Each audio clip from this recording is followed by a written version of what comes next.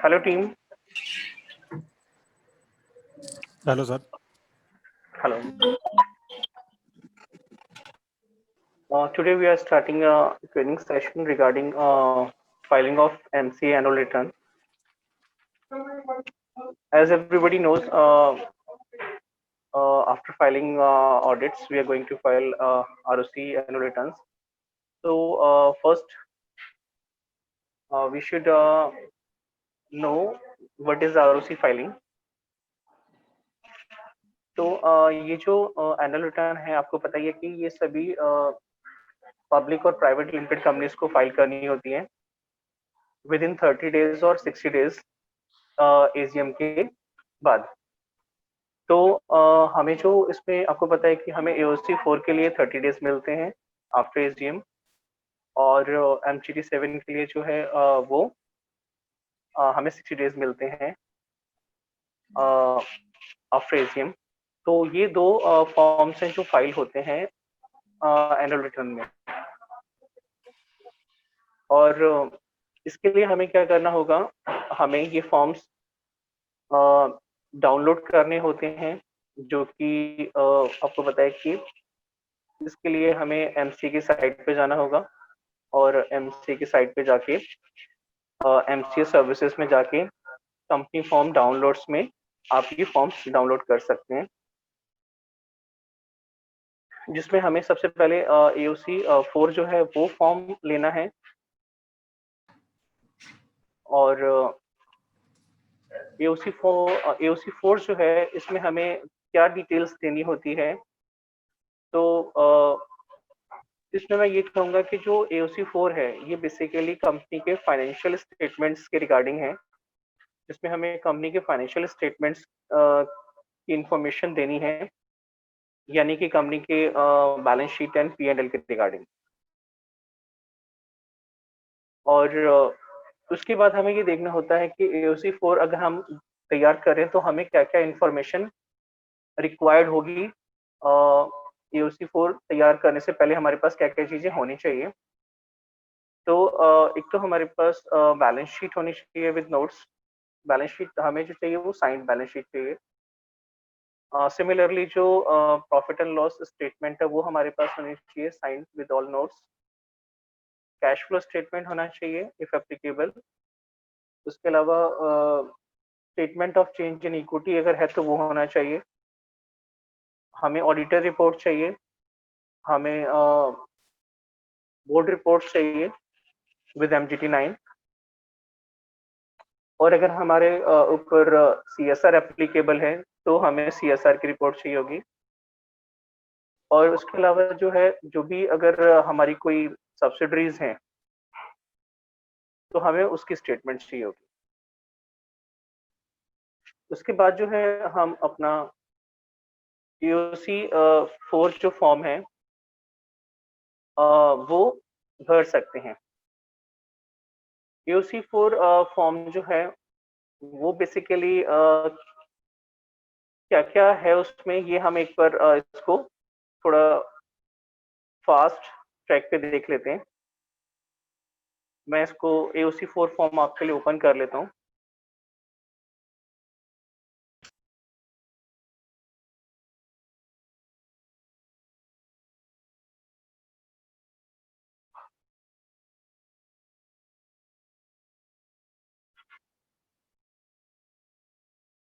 तो जो form AOC 4 है, ये आप देख रहे हैं, इसके ऊपर मेंशन भी है, form for filing financial statement and other documents with registrar, जिसमें हमें पहले जो है लैंग्वेज डिसाइड करनी होती है फॉर्म की, इंग्लिश और हिंदी में से एक। उसके बाद जो कंपनी की ऑथराइज कैपिटल है वो हमें यहाँ मेंशन करनी है, और उसके अलावा जो है जो हमारे मेंबर्स हैं वो इसमें हमें मेंशन करने हैं। अपार्ट फ्रॉम दैट हमें जब यहाँ पे हम कंपनी का सिन नंबर डालते हैं और इसे प्रीफिल करेंगे तो हमारी जो इंफॉर्मेशन है, जैसे एड्रेस और ईमेल एड्रेस और कॉन्टेक्ट डिटेल, सारी अपने आप आ जाती हैं। उसके बाद हमें फाइनेंशियल ईयर मेंशन करना है कि इस फाइनेंशियल ईयर से ये स्टेटमेंट रिलेटेड है। और date of board of directors meeting की डेट हमें मेंशन करनी है। नेचर ऑफ फाइनेंशियल स्टेटमेंट्स हमें यहाँ पे देखना है। उसके अलावा ये हमारे स्टेटमेंट प्रोविजनल हैं या फाइनल हैं तो वो हमें बताना है, और हमने उसके अलावा कोई एडजस्टमेंट लिए एजीएम में तो वो बतानी है। इसके अलावा अगर हम इसको दैट मीन्स देखें तो हमें जो है अपने डायरेक्टर्स और मैनेजर्स की डिटेल्स देनी होती है वो यहाँ पर। और उसके अलावा फिर हमने इसमें जो है date of board of director हमें देनी है अगर हमारी मीटिंग जो है रेफर हुई है सेक्शन 134 में तो। उसके अलावा जो है फाइनेंशियल स्टेटमेंट साइन करने की डेट है, एजीएम की डेट है। उसके बाद हमें बताना है कि कंपनी हमारी सब्सिडरी है या नहीं है। तो इस तरह की इंफॉर्मेशन हमें इसमें देनी होगी। फिर ऑडिटर इंफॉर्मेशन जाएगी कि कंपनी के ऑडिटर कौन है, उनकी डिटेल जाती है सारी कि हाँ भाई कि फर्म का नेम है, एड्रेस वगैरह। इसके अलावा हमने whether schedule 3 of companies act 2013 is applicable तो वो हमें यस करना ही है। टाइप ऑफ इंडस्ट्री फिर हमें बतानी है। फाइनेंशियल हमारे कंसोलिडेटेड हैं या नहीं है वो बताने हैं। कंपनी की बुक्स मेंटेन है, दैट मीन्स कि प्रॉपरली, दैट मीन्स कि पेपर फॉर्म इसने बोला है कि whether the companies is maintaining books of account and other relevant books and papers in electric form, तो इलेक्ट्रॉनिक फॉर्म में है या नॉर्मल फॉर्म में, तो नॉर्मल फॉर्म में हमारा। उसके बाद ये फिर प्रॉपर शेड्यूल 3 के हिसाब से हमें कंपैरेटिव फाइनेंशियल्स की डिटेल देनी होगी एज पर शेड्यूल 3, जो कि आपके पास साइन बैलेंस शीट होगी जहां से आप सारी ये डिटेल यहाँ पे आपको मैनुअली फीड करनी पड़ती है। तो उसके अलावा जो इसके नोट्स हैं जो बैलेंस शीट के वो यहाँ फिल होंगे, जैसे कि लॉन्ग टर्म बोरोइंग के बारे में है, शॉर्ट टर्म बोरोइंग्स के रिगार्डिंग है, लॉन्स एंड एडवांसेस के रिगार्डिंग है, ट्रेड रिसीवेबल के रिगार्डिंग है। ठीक है, उसके बाद ये फाइनेंशियल पैरामीटर्स हैं। अगर हमने कोई कैपिटल अपनी रेज की है तो वो यहाँ हमें बतानी होगी। उसके अलावा फिर ये कुछ क्वेश्चंस हैं कॉस्ट ऑडिट को लेके कि कॉस्ट ऑडिट एप्लीकेबल है या नहीं है, तो वो आप बताएंगे। Then statement of profit loss आपको यहाँ पे फिल करनी होगी कंपैरेटिव फॉर्म में एज पर शेड्यूल 3 जो हमारी इंफॉर्मेशन है। और फिर उसके हमारे नोट्स होंगे जिसमें हमें वो डिटेल में बताना होगा, जैसे कि आप ऑलरेडी बनाते हैं अपना बैलेंस शीट को। उसके अलावा कंपनी का जो प्रिंसिपल प्रोडक्ट क्या है उसकी डिटेल देनी पड़ेगी आपको।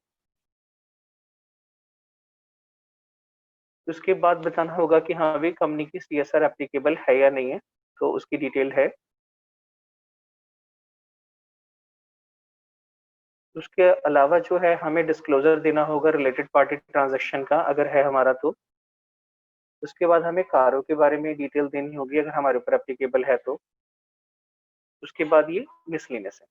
देन फाइनली हमें यहाँ पे रिक्वायर्ड अटैचमेंट्स देनी है। उन रिक्वायर्ड अटैचमेंट में आप देख रहे हैं यहाँ पे ऑलरेडी कुछ तो उन्होंने ऑप्शन बनाए हुए हैं, और इसके अलावा कोई भी अटैचमेंट देनी होगी तो आप ऑप्शनल में देंगे।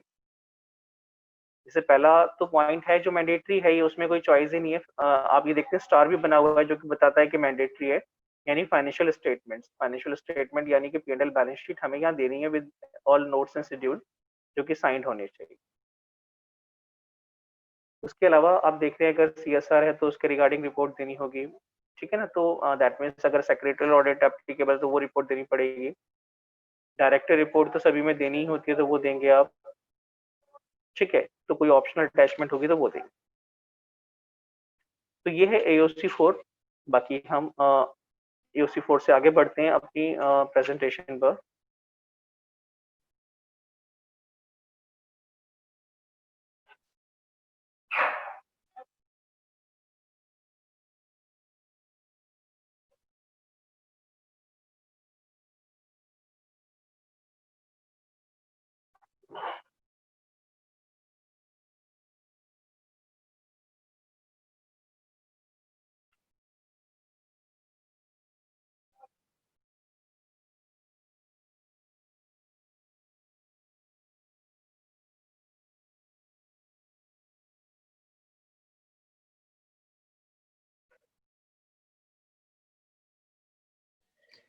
यस, कंटिन्यू मनमोहन जी, हमें क्लियर विजिबल है आपकी स्क्रीन।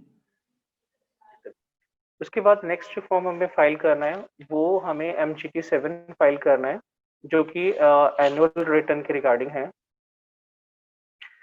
और MGT7 आपको पता है कि सभी कंपनीज के द्वारा इसको फाइल करना मैंडेटरी है। और इसमें हमें क्या क्या डॉक्यूमेंट्स अपने पास तैयार रखने होंगे इसको तैयार फिल करने से पहले। तो उसमें लिस्ट ऑफ शेयर होल्डर्स हैं, डिवेंचर होल्डर्स हैं। अगर हमारी एजीएम में कोई एक्सटेंशन हुआ है तो उसका अप्रूवल लेटर हमें चाहिए होता है। कॉपी ऑफ MGT9 हमें चाहिए अगर एप्लीकेबल है, और उसके अलावा कोई और अगर अटैचमेंट है तो वो हमें यहाँ पे अगर रिक्वायर्ड है तो वो देख लेंगे आप। उसके बाद अगर हम MGT7 को एक बार देखें, MGT7 फॉर्म को अगर हम देखें तो मैं आपके साथ एक बार शेयर कर देता हूँ MGT7 फॉर्म।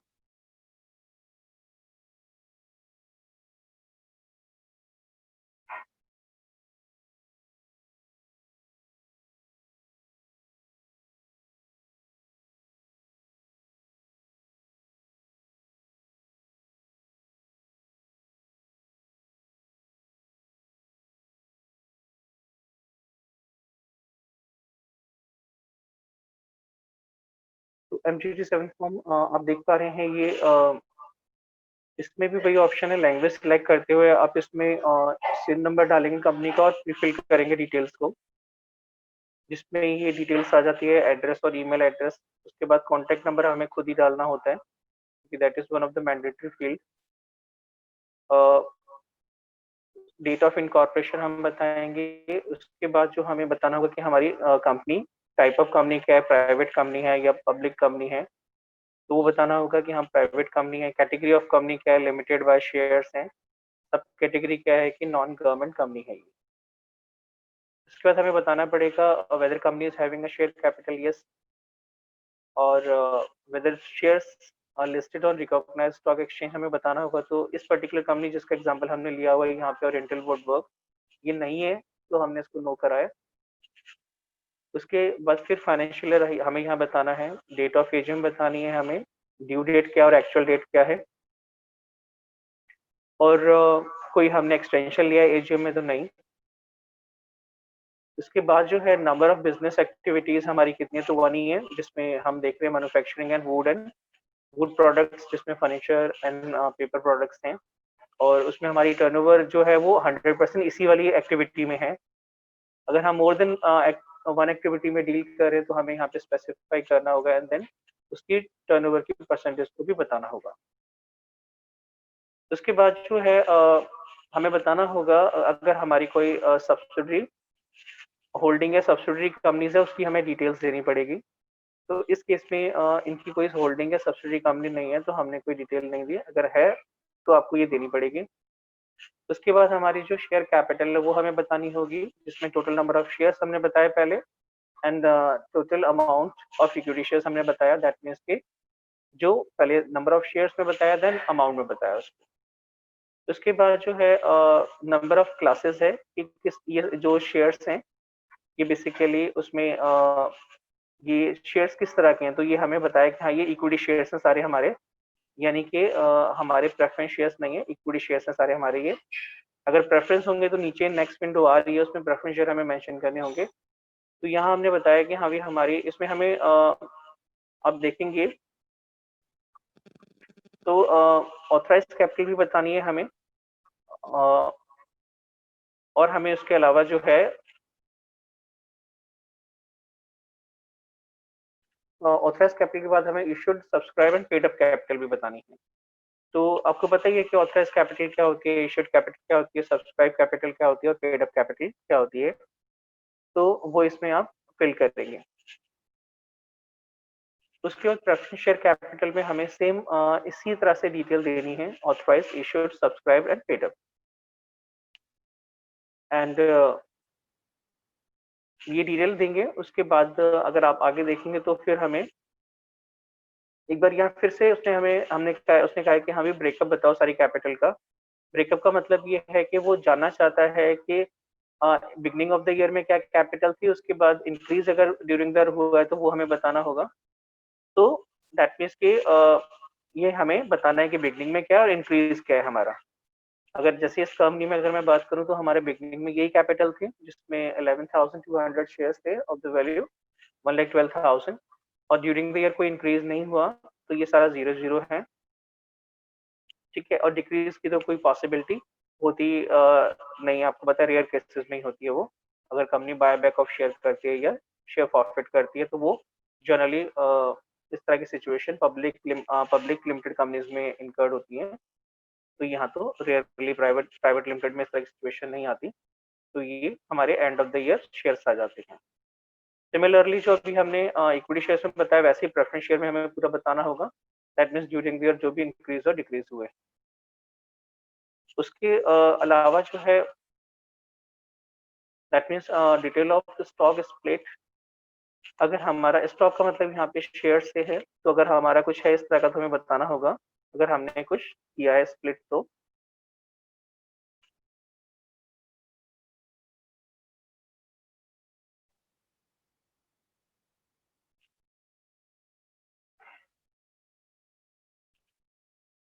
नेक्स्ट इसने पॉइंट जो इसमें देख रहे हैं आप, इसने कहा डिटेल्स ऑफ शेयर्स और debentures transfer since closure date of last financial year और in case of the first return at any time since the incorporation.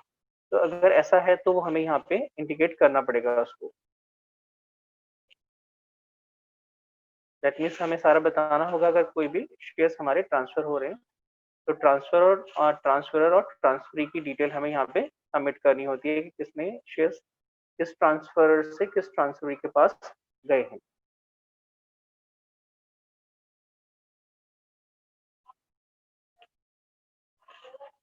इसके बाद हमें अपने डिवेंचर्स की डिटेल देनी है कि डिवेंचर्स जो हैं हमारे पास कितने स्टैंड कर रहे हैं। तो ये हमें जो डिटेल देनी है ये eight the end of the financial year देनी है कि क्या हमारे पास डिवेंचर्स की लाइबिलिटी स्टैंड कर रही है, जिसमें आप बाइफरकेशन आप देख ही रहे हैं कि नॉन कन्वर्टेबल डिवेंचर्स हैं या पार्शली कन्वर्टेबल डिवेंचर या फुली कन्वर्टेबल डिवेंचर्स हैं। तो इस तरह से आप इंफॉर्मेशन देंगे इसमें। फिर उसके बाद दैट मीन्स यहाँ पे हमें ये डिटेल देनी है कि हाँ भी कि बिगिनिंग ऑफ द ईयर में कितने थे, इंक्रीज और डिक्रीज कितना हुआ है ड्यूरिंग द ईयर, और कितना eight the end of the year वो स्टैंड कर रहा है डिवेंचर का अमाउंट। उसके अलावा यहाँ पर उसको सिक्योरिटीज कहा गया है, if anything apart from shares and debentures, तो वो यहाँ हमें बताना होगा। देन जो है यहाँ पे turnover and net worth of company बतानी है। Turnover as you know you can take from statement of P&L, and net worth of बात करें तो बेसिकली नेटवर्थ के लिए हमें बहुत सिंपली फॉर्मूला अप्लाई करना है, that will be share capital plus reserve and surplus. तो वो हम यूज कर सकते हैं जिससे हम शेयर होल्डर फंड भी कहते हैं। उसके बाद हमें ये दैट मीन्स अपने जो शेयर होल्डिंग पैटर्न बताना है प्रमोटर्स का, कि हमारे जो शेयर होल्डर्स हैं वो इंडियन हैं या फिर नॉन रेजिडेंट इंडियंस हैं या फॉरेन नेशनल्स हैं, तो वो हमें यहाँ बताने हैं। उसमें जो हमारे शेयर होल्डर्स है वो अगर इंडिविजुअल है या HUF है तो वो फर्स्ट पॉइंट में आएंगे। अगर हमारे शेयर होल्डर गवर्नमेंट है तो वो हमारे सेकंड पॉइंट में आएंगे, जो जनरली पब्लिक लिमिटेड कंपनीज में एप्लीकेबल होता है, प्राइवेट लिमिटेड कंपनीज में ऐसा नहीं होता। उसके बाद जो हमारे शेयर होल्डर्स अगर इंश्योरेंस कंपनी है, बैंक है, फाइनेंशियल इंस्टीट्यूशंस हैं, फॉरेन इंस्टीट्यूशन इन्वेस्टर्स हैं, तो वो उस तरह से आप इसमें सारी डिटेल देते हैं। और ये तो कि दैट मीन्स डिटेल जब वो शेयर होल्डर्स हमारे प्रमोटर्स हैं। अगर हमारे share holder other than promoters हैं तो सेम डिटेल आपको पॉइंट नंबर बी में देनी होगी। सेम वही डिटेल है, सारी विंडोज वही हैं। अगर आप देखेंगे कि हमारे शेयर होल्डर्स अगर अदर देन प्रमोटर्स है तो वो यहाँ पे डिटेल्स आती हैं। देन हमारे यहाँ पे हमें बताना होता है कि total number of share holder कितने हैं other than promoter, and total number of share holder कितने हैं promoters plus public and other than promoters. तो हमारे प्रमोटर्स में तो अदर देन प्रमोटर्स में 0 है, और अगर हम टोटल करें सभी का मतलब प्रमोटर्स का और अदर देन प्रमोटर्स का, तो वो हमारा 2 बनता है, क्योंकि आप ऊपर देख रहे थे कि हमारे 2 ही शेयर होल्डर थे जो कि इंडिविजुअल कैटेगरी में थे। उसके बाद number of promoters, member, debenture holder हमें यहाँ बताने होते हैं। तो हमारे प्रमोटर्स तो 2 हैं, लेकिन अगर हम बात करें मेंबर्स की, डिवेंचर होल्डर्स की, members means other than promoter and debenture holder, तो वो हमारे 0-0 है।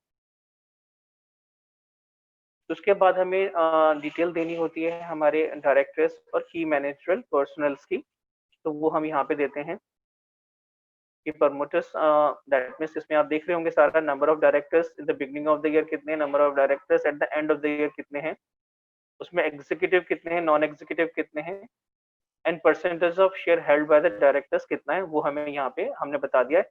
क्योंकि हमारे सारे प्रमोटर, हमारी जो शेयर्स हैं वो सारे प्रमोटर्स के पास ही हैं और वो दोनों ही एग्जीक्यूटिव हैं, तो वो यहाँ पे डिटेल हमने डाली। एक बार फिर से उसने कहा कि डिटेल ऑफ डायरेक्टर एंड की मैनेजरल पर्सनल, इसको एज अ पर्सनल वो देख रहा है, दैट मीन्स के तो की मैनेजरल पर्सन में कौन से पर्सनल हैं वो हमें बताने होते हैं। पर्सनल में आप देखते हैं जो कंपनी के डायरेक्टर्स हैं या मैनेजर्स हैं, तो वो हमें यहाँ बताने होंगे। तो जो, क्योंकि ये कंपनी छोटी सी है और इसमें जो डायरेक्टर्स हैं वही जो है शेयर होल्डर्स हैं, तो ऊपर एज अ शेयर होल्डर इनकी डिटेल्स आई थी, यहाँ पर इनकी डिटेल आ रही है एज अ पर्सनल। तो जहाँ पे ये एम्प्लॉई हैं यानी डायरेक्टर हैं कंपनी के, तो वो हमने डिटेल इनकी बताई है। उसके बाद जो हमारी जो मीटिंग्स हुई हैं वो उसकी हमें यहाँ डिटेल देनी होती है। तो इसने कहा meeting of members and class of members, board committee of the board of directors, इसमें member class and requisition NCLT court convened meetings कितनी हुई है, तो नंबर ऑफ मीटिंग हेल्ड यहाँ पे हमने 1 दी है। फिर हमने जो हाँ बताया कि किस तरह से जो मीटिंग हुई है वो कौन सी मीटिंग थी हमारी, तो वो एजीएम थी जो कि इस डेट पर हुई है और कितने मेंबर्स ने उसको अटेंड किया। 2 ही मेंबर्स हैं और वो 100% अटेंडेंस फॉर्म करते हैं। उसके अलावा हमारी और जो साल में बोर्ड मीटिंग्स हुई हैं वो हमने यहाँ डिटेल्स दी है। वो जितने आप यहाँ पे नंबर टाइप करेंगे उतनी यहाँ पे कन्वर्ट हो जाती हैं। अगर 4 लिखेंगे तो 4 रो बन जाएंगी, जितने करेंगे उतनी रो बन जाएंगी। तो वो आप डिटेल दे देंगे किस किस डेट पे हमारी बोर्ड मीटिंग्स हुई हैं, कितने मेंबर्स उसमें प्रेजेंट थे और उनकी अटेंडेंस का क्या परसेंटेज है। उसके अलावा कोई कमेटी मीटिंग है तो वो बताएंगे। तो उसके बाद अटेंडेंस ऑफ डायरेक्टर हमें देनी होती है, तो वो इसमें आप देख रहे हैं। उसके बाद हमें कुछ कोई अगर रेम्यूनरेशन है डायरेक्टर्स की या की मैनेजरल पर्सनल्स की, तो वो हमें यहाँ बतानी होती है। इस केस में नहीं है, इस कंपनी के केस में, इसमें इसलिए ये ब्लैंक नजर आ रहा है आपको, क्योंकि डायरेक्टर से कोई रेम्यूनरेशन या किसी भी की मैनेजरल पर्सनल को कोई रेम्यूनरेशन नहीं गई है, कोई सैलरी नहीं पेड।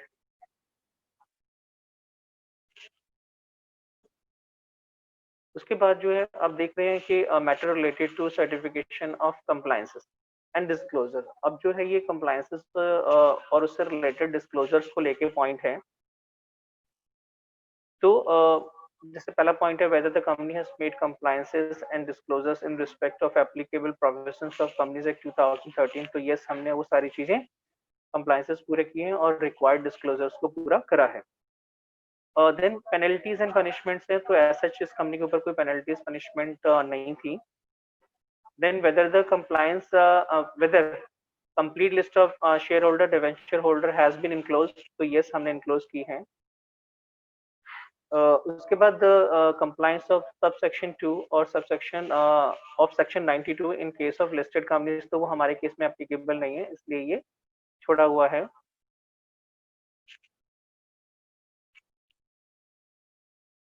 उसके बाद जो है यहाँ पे दैट मीन्स बताना होता है सीए को कब उसको अपॉइंट किया गया है, तो वो हमने यहाँ पे बताया उसको।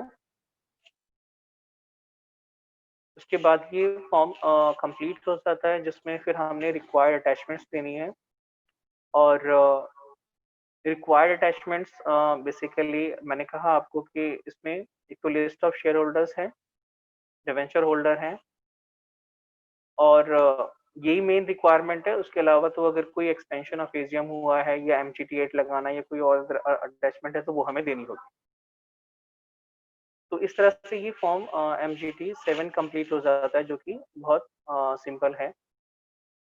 तो ये दोनों फॉर्म्स एक बार हमारे रेडी हो जाते हैं, तो इनको हमने प्री स्क्रूटनी करके सेव कर लेना होता है, ताकि इनको सबमिट किया जा सके। सबमिट करने के लिए हमें आगे बढ़ना होगा इसमें। मैं दोबारा से प्रेज़ेंटेशन ओपन करता हूँ आपके लिए।